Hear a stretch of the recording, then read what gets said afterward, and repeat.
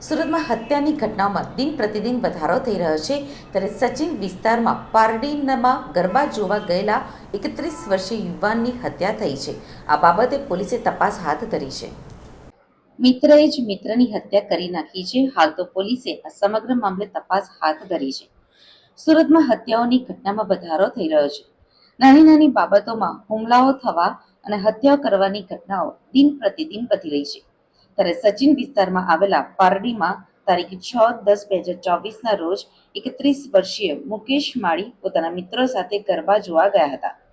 એ દરમિયાન તેઓ વાતચીત કરતા હતા ત્યારે તેના મિત્રએ પાછળથી તેને ચપ્પુના ઘા ઝીકી દીધા હતા, જેથી તેને સારવાર અર્થે નવી સિવિલ હોસ્પિટલમાં ખસેડવામાં આવ્યો હતો।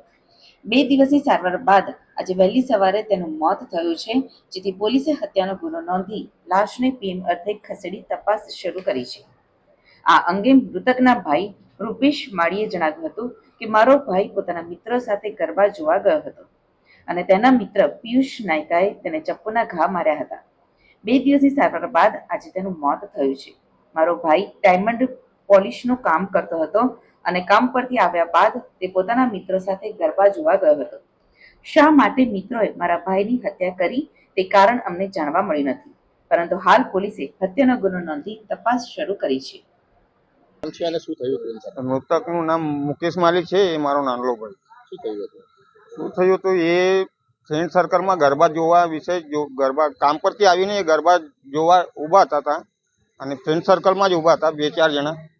પછી એક આવ્યો પાછળથી અને સુરતથી એના પર વાર કર્યો પેટમાં।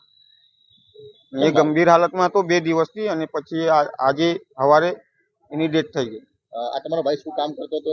ડાયમંડ પોલીસમાં સુરતમાં મારવાવાળું કોણ? મારવાવાળું નામ પિયુષ નાયકા।